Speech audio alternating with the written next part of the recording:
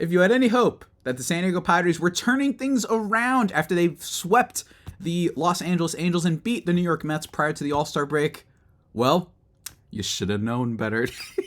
Oh, man. Talking about this weekend's awful series against the Philadelphia Phillies, if it feels like the Padres really officially hit rock bottom, what the heck happened to the bullpen, and the possibility of them trading for superstars at the deadline. Let's get into it. You are Locked On Padres, your daily San Diego Padres podcast. Part of the Locked On Podcast Network, your team every day.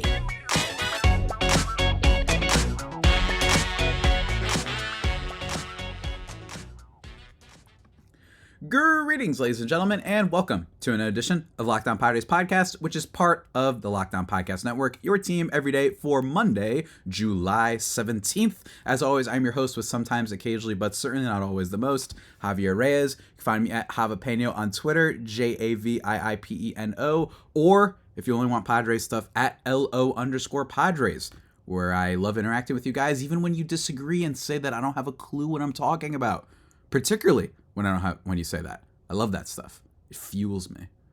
Not really, though. Most of you guys are very nice, so thank you so much. On today's show, guys, firstly, though, gotta say to you first, this episode is brought to you by, rough start out of the gate, don't worry, we're gonna land this plane, brought to you by eBay Motors. A championship team is about each player being a perfect fit, so basically, don't be the Padres. Same with your vehicle, guys, so for parts that fit, head to eBay Motors and look for the green check when you're in the little garage thing to tell you that the part that you are selecting fits your vehicle. That way you don't make any mistake or whatnot. Stay in the game with eBay Guaranteed Fit at ebaymotors.com. Let's ride. eBay Guaranteed Fit, only available to U.S. customers. Eligible items only. Exclusions do apply. Oh, man. Folks. Oh, man. We were in for a treat this weekend, weren't we? Oh, it was so great. Look, the Padres, and I discussed this on Friday's show, every single instance this year that it has looked like they were going to turn things around, they simply do not. And we're going to be recapping the games very slightly. I want to just talk more about the team in broad sense. But, you know, losing 3 out of 4 against the Phillies this weekend. And also, when you take into account, like I said at the top of the show, you know, you sweep the Angels. You essentially killed the Angels season. And almost, I'm not going to say single-handedly responsible, the Padres, but you kind of kickstarted the Shohei Ohtani sweepstakes that are currently sweeping all of baseball internet with rumors and where he's going to go, who's going to trade for him and whatnot. Then you've been 2 out of 3 against the Mets, unfortunately after one bad loss in the Friday game. But then you have the All-Star break, and it's like, okay, like if you're one of those people who believes that this team can still make a run, which granted, I know there aren't many of those folks left who are listening or watching this podcast, I understand. But if you were hoping for that, it's funny because this starts off well. You win an 8-3 game on Friday. Or at least I should say 8 innings worth start off well. And you're like, oh my God, we swept the Angels, we beat the Mets. First game out of the All-Star break, everyone's hitting. Right? You get a home run from Tatis. You get a home run from Soto. You get a home run from Machado. You even get a home run from Saint Gary himself, who even manages to draw a walk. Gary Sanchez in Friday's game.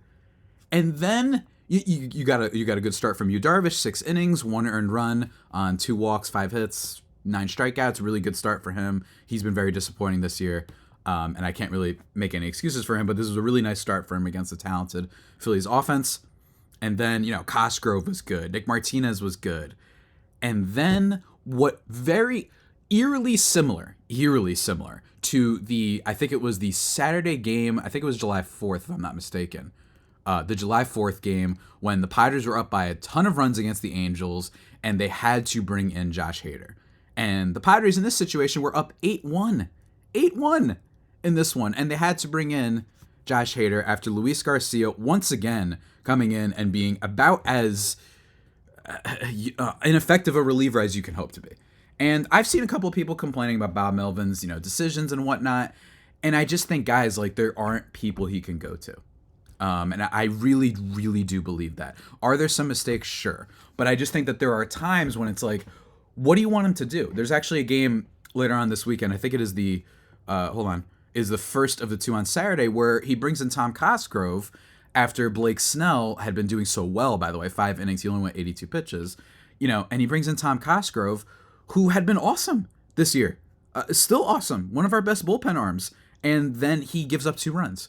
Right? So some people might say, oh, and then immediately people like shifting the goalposts. It's like, oh my gosh, he waited too long to pull the starter in the case of someone like Seth Lugo, who got lit up this weekend.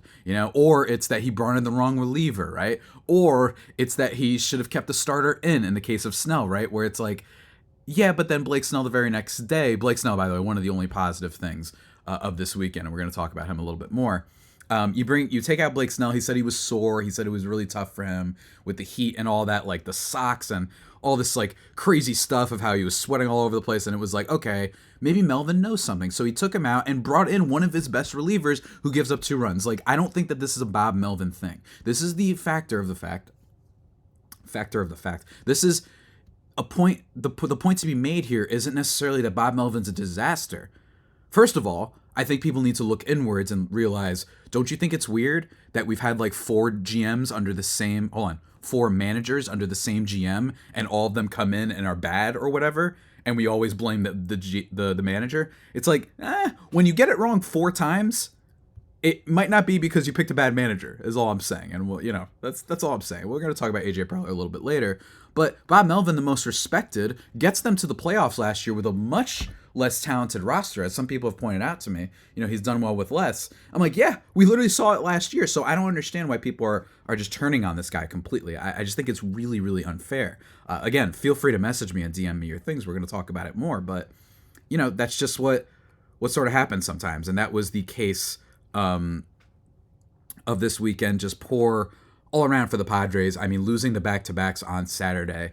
And the way that these things started, the fact that, like, if I told you that the first 2 games of this 4-game series would feature an 8-1 lead heading into the 9th on Friday, and then I think it was 3-0 lead, and Blake Snell not giving up a single run again, by the way. I think he has like a 0.51 ERA over his last 9 starts. He's just a machine. He's an absolute beast. You would think, wow, like, we really are getting on a roll here, but instead they blow it. Which is what they seem to always do. And it's just funny because that Friday game was the epitome of Padres baseball. Luis Garcia, again, people want to blame Melvin. My thing is, he decided, let me use my reliever who's been struggling. He has plenty of wiggle room, and he does the absolute worst possible thing. I mean, like, guys, I can't get over this. He brings him in JT Realmuto homers, then he gets 1 ground out, then he gives up a single. Granted, the next run that's given up is because of Juan Soto's fielding error, who, by the way, like, if you want to talk about, like, the most elite players in the sport, Juan Soto is officially, I think, out of the top 3 discussion. He's got to be in the top 10 discussion because he's so effective at the plate. But the defense stuff from Juan Soto is crazy. Makes multiple errors this weekend, 1 on Friday night, and then 1 the day after. This one, I believe, I forgot if it's Friday or if it's Saturday's game. He misplays a Brandon Marsh double. And I don't think that's what happened here. And then he just drops the ball, straight up drops the ball. Then Brandon Marsh walks, then Kyle Schwarber walks, and then they're forced to bring in Josh Hader because it's 8-3 now with only 1 out and the bases loaded. And should they have brought in Hader? You can make the argument, no, you just try and throw in anyone you want to save Hader. But look, like, I just don't think this is Melvin's fault. That any major league reliever, when you're up 8-1, shouldn't be making you nervous when you put them in like that. And that's where Garcia's at. After, again, having one of the most devastating sliders in the league last year, teams are just honing in on his sinker.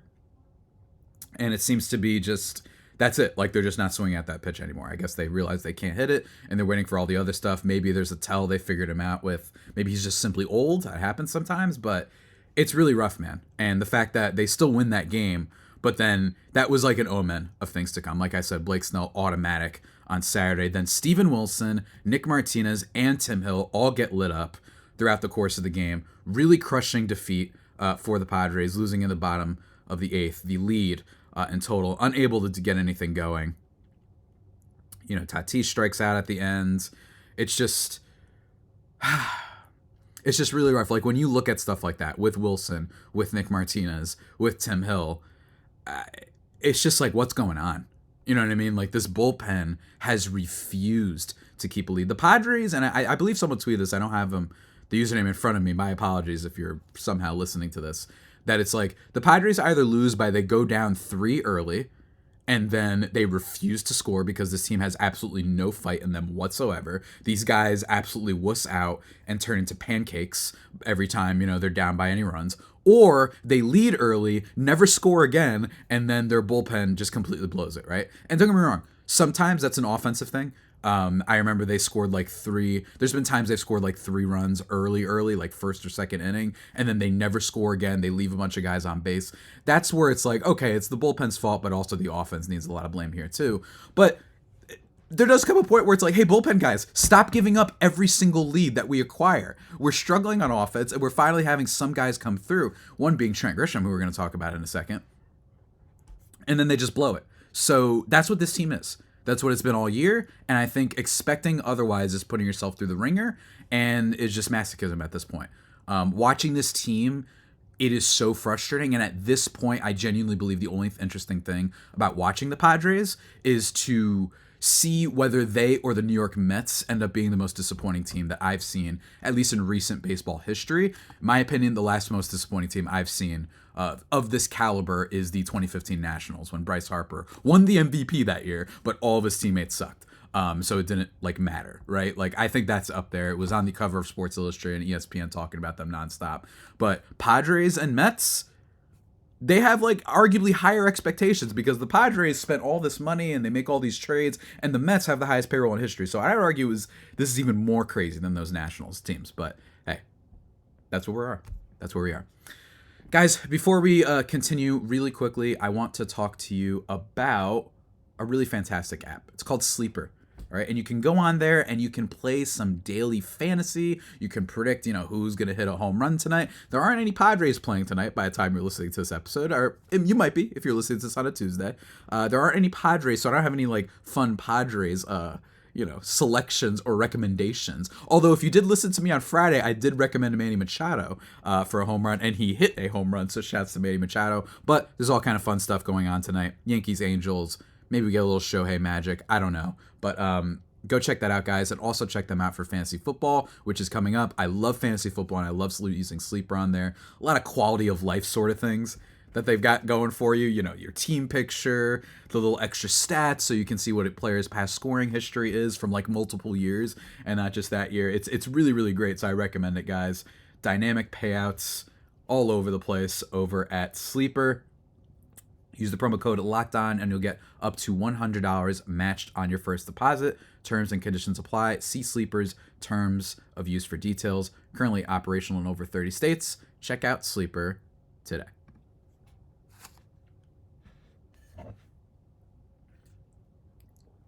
And we're back, ladies and gentlemen, here on the Locked On Padres podcast. One thing I do want to cover really quickly about the kind of the games real quick is 2 things. One is a bad thing and one is a fun thing. So don't worry, I got y'all. Actually, 3 things. 2 fun, 1 bad. Let's start with the bad. The bad being there was a controversy with Rougned Odor in that last game, called for a strike, and it was weird. It was very weird play. Bob Melvin ends up getting ejected. I don't know about you guys, but the whole manager getting himself ejected to fire up his team. Look, I'm not in that clubhouse and whatnot, but I just feel like it's not something that really works. It could, particularly for teams that are struggling. It's almost it almost feels predictable to try and do that. You know what I mean? If you're a team that's pretty good and you're just having a bad day and your GM gets tossed, or manager gets tossed. I keep getting them mixed up. Manager gets tossed, in this case Melvin. I kind of understand that, but I don't know. Again, I have no evidence whatsoever of this, and Bob Melvin would know more about this than me, but just throwing it out there. In this game, though, just not the best here. Rougned Odor gets a pitch clock violation, basically, after not being set in the batter's box, and there was a lot of confusion here because Odor said that the third baseman was grabbing some grass, which meant that the whole field isn't set, which means that he doesn't have to get set, sort of. So I didn't really totally realize that. The pitcher also wasn't set, which is what Mark Grant, of course, pointed out on the broadcast. And then again, maybe there's something I'm missing, right? Melvin gets ejected, like I said, and the team ends up losing this last game. Anyway, Hader gets a blown save. And it's rough because Tatis is brought in after injuring himself the day before on a play, trying to get a ball. I believe he stubbed his, I forgot what he did. It twisted his ankle, my mistake. And they actually pinch hit for him in this game for Jay Cronenworth, and he comes through, which was awesome. I mean, it's really cool. A single to left that allowed all the runs to score, Ha-Seong Kim and Manny Machado, and that ties the game and allows us to get into the top of the 10th where Juan Soto hits a sac fly where they're up. But then, of course, Bryce Harper gets the big hits here against Josh Hader. So people who might be haters and might remember, no pun intended, from last year when they didn't bring in Josh Hader face Bryce Harper, well, there you go. Unfortunate. Should they have just walked Bryce Harper? Sure, you could argue that, but even still, you had your best reliever. I get it. You're just saying, let's go, the end, go get him out. And it didn't work this time. Again, more reasons people seem to be finding to blame AJ Preller, or I'm sorry, Bob Melvin. And it really stinks to lose back-to-back on Saturday and then to lose a walk-off. They are 0-9 in extra innings. Like I said, awful. The two positive things I want to say, like I said, Tatis coming through, love to see that. The fact that he's been so effective, maybe, well, not MVP level at the plate, but still very effective already, is a little bit of puts a little bit of a blame on the rest of the Padres team that refuses to step up. And then the last thing I wanted to bring up was Blake Snell was very funny yesterday on the broadcast. It was funny, like he was bringing up like, you know, he said he was annoyed that he didn't make the All-Star team and that he didn't watch any of it, and that if his best friend went to either event, whether it be the Derby or the All-Star game, they wouldn't be friends anymore. Like, I don't know about you guys, but I find it so refreshing when athletes are candid about really wanting to accomplish a personal achievement. I think that's fine. I get why they don't, because sometimes it does look a little selfish.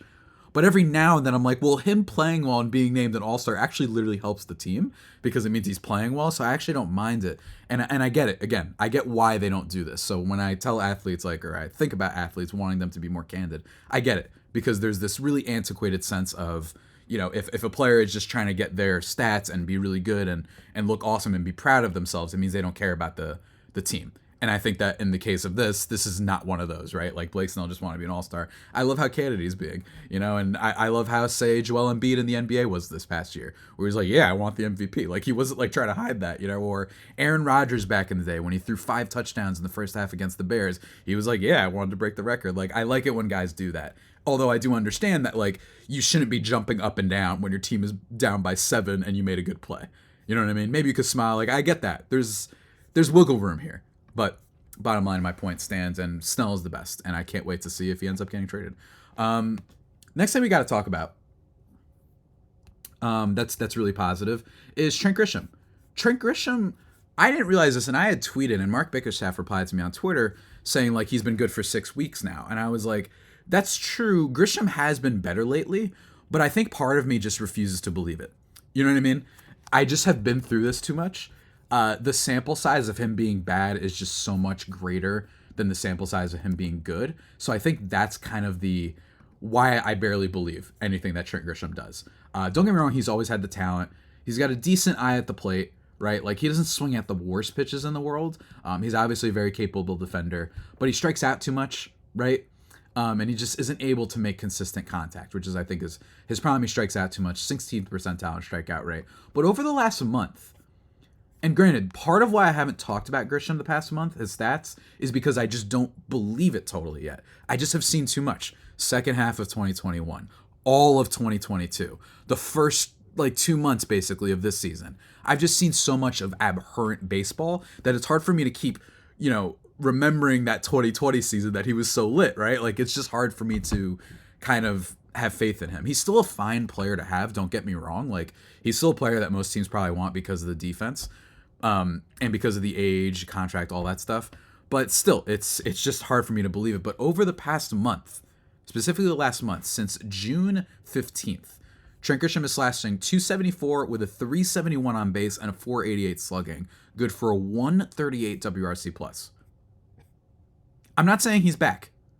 But if there's one kind of little optimism thing, is Grisham turning the corner and becoming an average offensive player? Maybe. But again, I want to give it a little bit longer because he could just as easily over the next 2 weeks stink and hit 160 with a 300 on base and 1 home run, and then we're back to where we started, right? So that's all I'm saying. Really exciting news, though, on the Grisham front. But That's the positive stuff, and that's it. We're going to stop talking about the series now because we got to talk about the bullpen.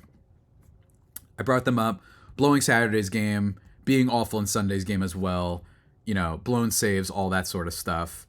And I've had people reach out to me like, what's going on? Why does the bullpen stink? Blown save for Josh Hader, blown one from Tim Hill. It's complicated. It's complicated. There's a lot of aspects to this, and we're going to talk about all those aspects in just 1 second because I need to take a sip of water, ladies and gentlemen, and a couple messages if you're an audio listener.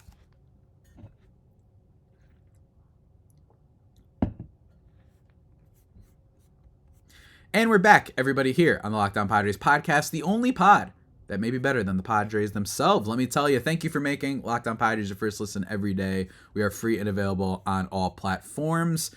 I want to talk about the bullpen. This is really important because the bullpen for large parts of the Padres season has been what has been keeping them alive, at least in theory.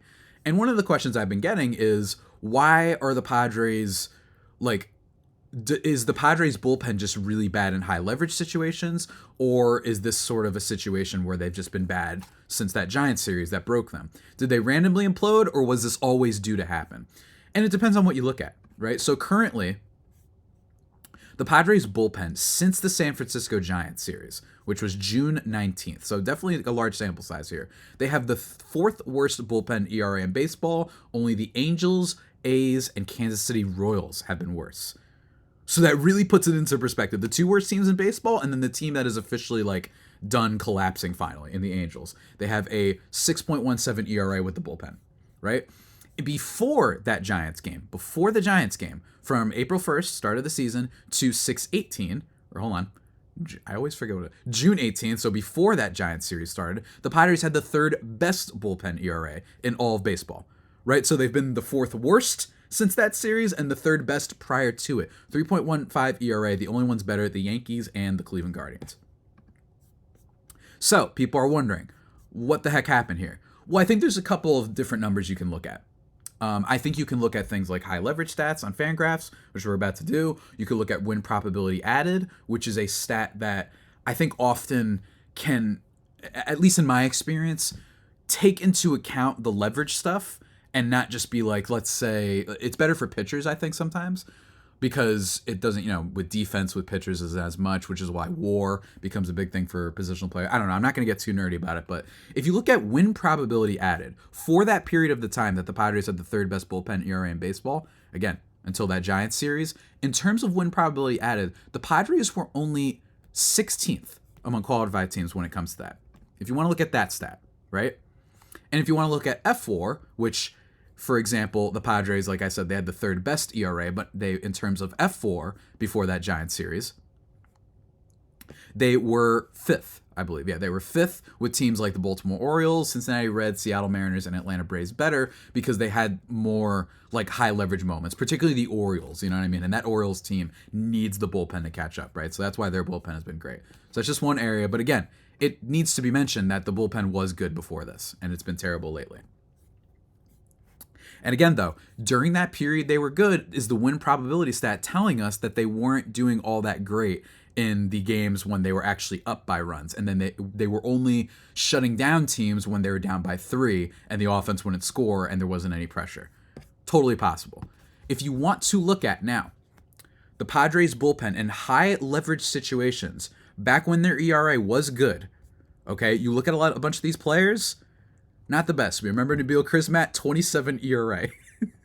In high leverage situations, this being determined high leverage by Fangraphs. Seth Lugo, he's not a bullpen guy, but still, Ray Kerr wasn't very good. Luis Garcia, shouldn't shock anybody, wasn't good. Here's where it gets interesting. Tom Cosgrove, not very good. 13.5 ERA in high leverage situations from April 1st to June 19th. Then you've got Brent Honeywell, 9 ERA in high leverage situations, and he'd been a pretty solid reliever. Tim Hill, 12.27 ERA, and he'd been pretty effective too. Then lastly, Nick Martinez, 4.91 in high leverage situations in terms of the notable relievers to start the season. So Nick Martinez, not terrible, but again, it says a lot that when you look at this bullpen, it's Steven Wilson. He had a 0 ERA in high leverage situations, arguably our best overall reliever outside of Josh Hader. Actually, I don't even think it's arguable in those 10 games when he was in high leverage situations. 0 ERA, high leverage according to Fangraphs. Again, I got to repeat that. And Domingo Tapia, actually. Hey, he's a guy that people like making fun of. Domingo Tapia, I've often found, is the sacrificial lamb whenever the Padres are down by a lot and they just need to put someone in. And there he tends to not do well. But in terms of just a couple of high leverage situations, did okay. 0 ERA. Granted, only in 2 games, but still. And then Josh Hader, 3.38. That's very good, even if it's a little bit higher than his usual, right? And that's fine. That means that he probably gave up like 1 run sometimes, you know what I mean? And he wouldn't be able to close a 1-run lead, which is totally fine. Now let's look at the ERA of Padres relievers ever since that Giants series. Okay? This is where it also gets very fun. Drew Carlton, 18 ERA. Not great. Nabil Crismatt, again, really bad as well. Or hold on. I'm looking at the entire course of the season. My apologies. In terms of the entire course of the season, you still have Crismatt being terrible. You have Drew Carlton being terrible. Luis Garcia's bad. Ray Kerr's bad. Tim Hill, 11.57. Brent Honeywell, 8.31. Tom Cosgrove, 5.4. Nick Martinez, 5.14.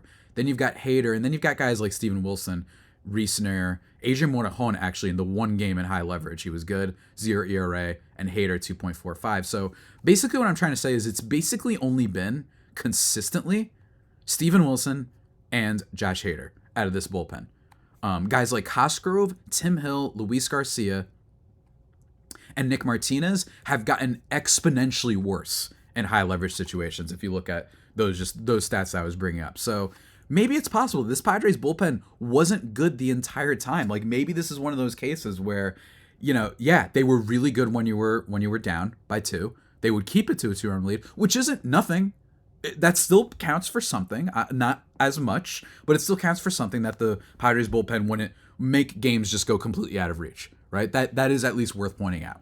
But it is also worth pointing out that, yeah, this bullpen has imploded and the Giants series broke them, but maybe they've just not been pitching in all that many clutch situations so far.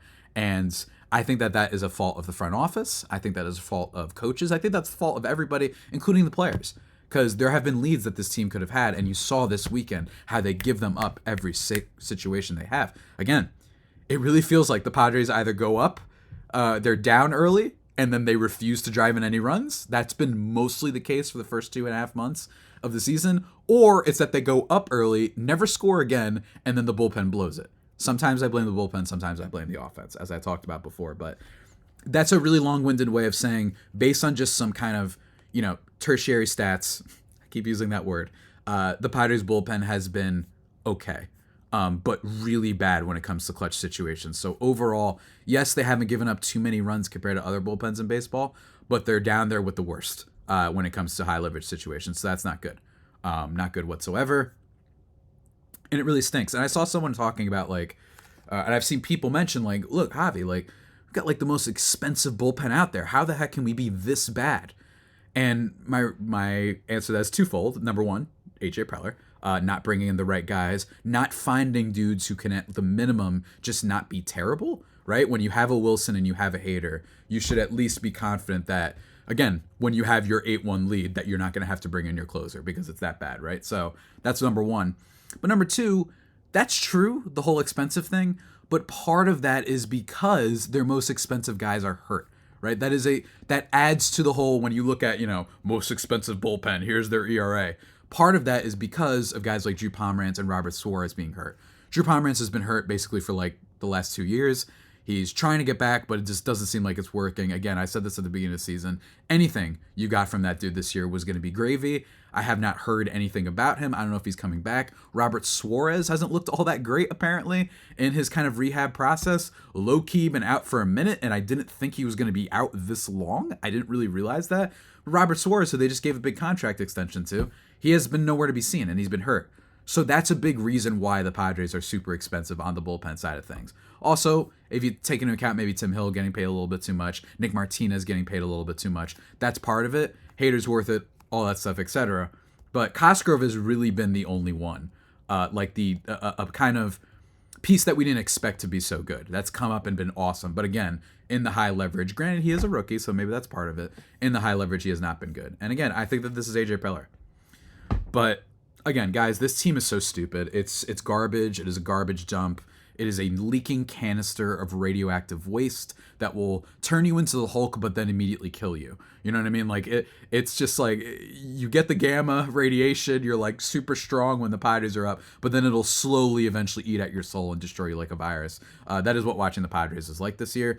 I have really no positive things to say about them anymore, and I'm done. I actually don't know if I should keep wearing this hat. I'm currently looking for a replacement for anyone who watches the YouTube, because I don't know. I just feel like it's time to change things. I don't know. I just feel like we'll see. I don't know. I feel like I got to change it because we're in the second half, but I also said I would only change it if they got to 500. I don't know. Please keep DMing me and sending me messages if you want me to drop the Jester hat, because I will. Because to be honest with you, I'm tired of wearing it, but I have been given no reason to stop wearing it, if that makes sense. So last thing I want to talk about, though, on the show, guys, is AJ Preller talked a little bit about the whole, trade deadline on Ben and Woods and what you call it. There's some reports in The Athletic as well. And basically, it does not sound like the Padres will be making a superstar trade, that they're not going to be in the Ohtani sweepstakes. Whether the Ohtani sweepstakes are fully legit is hard for me personally to see. I think they kind of are. I think that Angels, like the front office, it's going to be tough. I bet you it's like, and again, this is all speculation, there might be like a tug of war between the GM and the owner who just sees Ohtani for like the blockbuster value and the fact that him simply being there brings people to the ballpark. Totally true. And I believe that yesterday's game was like less than half attendance. But you lost Mike Trout. Anthony Rendon never stays healthy. And when he does stay healthy and he's playing, he's not all that effective. He's not what you thought you were getting. It could be the most effective rental swap we've ever seen in the game, for sure. He's only available for the rest of the season, but as a hitter and batter, he'd be huge. And for one thing, I can't wait for it. I think that the Ohtani trade alone will make this trade deadline worth like watching and being glued to our phones for. I really do. I think that part alone will save the deadline if it really does happen. But when it comes to AJ Preller, I think that I kind of believe him. I think that they're going to build around the edges if they do become buyers of the deadline. And that's what he said. You already saw that little trade he made for Ben Gamel, which is just a, bench depth type of thing, outfield depth, try and get in a piece that can be effective. And to be honest, I'm happy that Preller's realizing this, because just overall as a building philosophy, I think this is what we should have done this past offseason. I was very vocal about being like, let's go sign Michael Conforto, let's go sign an average reliever, whatever, and then an average starter, and then call it a day. And then, you could potentially be pretty solid. I was also saying that back at the deadline last year, where it was like, okay, go sign a decent free agent and then be really excited about these prospects you have coming up, or maybe trade one or two instead of all of them, build out the other edges of your team. But unfortunately, they gave all of them up.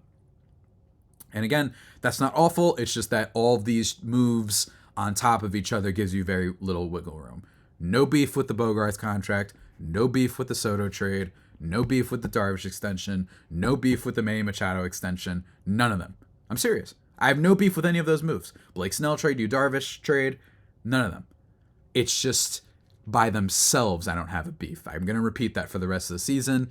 All of them at once with little regard for building depth is why you get moments like we saw.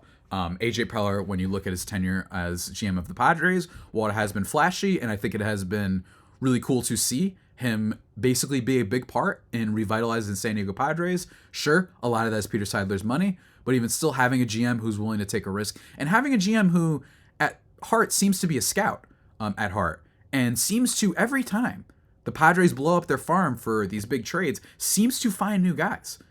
Prospect people I've been talking to have been like, hey, the Padres have all of a sudden, their farm isn't great, don't get me wrong, but it's like, it's coming back from the dead again. It's like the Wolverine of farm systems. It just regenerates no matter what happens, no matter how many times it gets blown apart, right? So love that. That's really, really cool. Ethan Salas, super young catcher, already playing pro ball. Jack Samaro, who everyone loves. Dylan Lesko, over his last 4 starts at ERA under 2. Like, they've done well there. I just wish that they would do that and stop blowing up every single piece for one guy.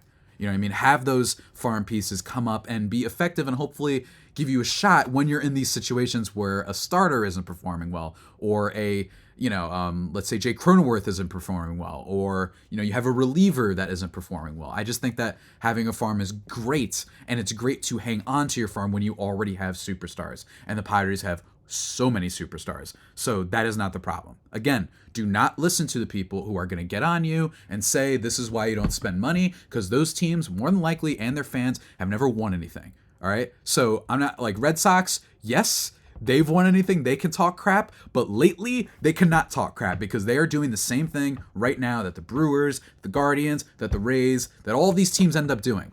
Right. The only exception to this rule probably being the St. Louis Cardinals or the Kansas City Royals. Right. And the St. Louis Cardinals had Albert Pujols on their team once upon a time. All right. So like they've been great. Don't get me wrong. And I'm not saying that this strategy of building through the farm and not giving major contracts doesn't work. But there are way too many teams that oftentimes don't even try. So I do want to remember AJ Preller for a guy that tried, at the very least. And I think he does deserve some credit for that. But in terms of building a complete roster and being way too tempted by the shiny objects instead of just building depth, that's his biggest issue. You know what would be really fun right now? If Michael Conforto was the DH instead. I know he hasn't been as great this year. He's having, it's like his first season back after his whole, injury that he had the past year. I get it, but I prefer him at DH over Matt Carpenter, right? Then we get some extra prospects. If maybe we didn't, give that money to Xander Bogaerts, maybe trade Soto, whatever. So I'm pleased to know that we're not going to blow up the farm, at least in theory, because I think it's important. They already have the stars, for better or worse. If Machado can keep up his pace, that'd be great. But again, I'm cool with it. It's just very frustrating seeing what's happening to this Padres team and seeing just how much they're becoming a joke across all of baseball, and they absolutely deserve it. Absolutely do. So I'm curious to see what they do at the deadline. I am holding out hope that we just get a bunch of trades that can maybe sell, maybe retool for next year, because my thing is Snell's probably gone and Josh Hader's probably gone. So what do you do there? It's going to be a fascinating deadline, and I just can't rule out 100% the Juan Soto trade. Only because, I said this in my podcast with Locked On Mets host Ryan Finkelstein from last week, it just feels like even for Preller, it's so irresponsible to trade away the future. And it's not, if you traded away the future for Soto and didn't do anything else in the offseason, like you didn't make any big money, spendings, then I'd get it. But you were willing to spend on 4 guys, in Cronenworth, Darvish, Machado, Bogaerts, but not to extend the guy who essentially has become your future now because you traded the future for him in the first place in Juan Soto. It makes me wonder, do they know? Was it a bad mistake they've made?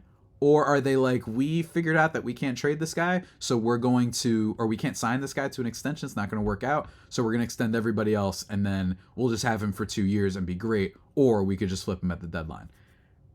If they didn't prep for that, then I have some issues. If all that mumbo jumbo made any sense, thank you for sticking with me. If it didn't make sense, my apologies. I'll end up probably rephrasing it again because we're going to be talking the deadline for the next few weeks. Guys, we'll see how this all pans out, but thank you for listening to today's episode of the Locked On Padres podcast. Again, the only pod that may be better than the Padres themselves. Tomorrow's podcast, don't know exactly what we're doing, probably previewing this Blue Jays series, whether I have a co-host with me to preview what's going on in Toronto, a team that I swear I have heard nothing about this year for some reason. Absent the home run derby with Vladdy, congrats to him on that.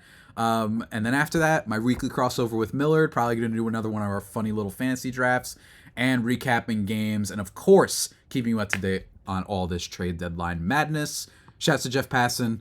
Also, hope that guy gets better, because I know he's very important for the deadline. If anybody saw, he broke his back on a falling tree. Crazy stuff. And hopefully everybody else is being out there and safe. Hopefully. With that all being said, guys, that about does it for today's edition of the Locked On Padres podcast, the only pod that may be better than the Padres themselves. Remember to subscribe to the podcast wherever you get your podcasts from. Follow me on Twitter at Javipeno, JAVIIPENO, and soon to be on Threads, and then at LO_Padres as well. Locked On Padres on YouTube. You know what it is. And until next time, stay safe and, of course, stay faithful. My Friday Faithful homies, take care.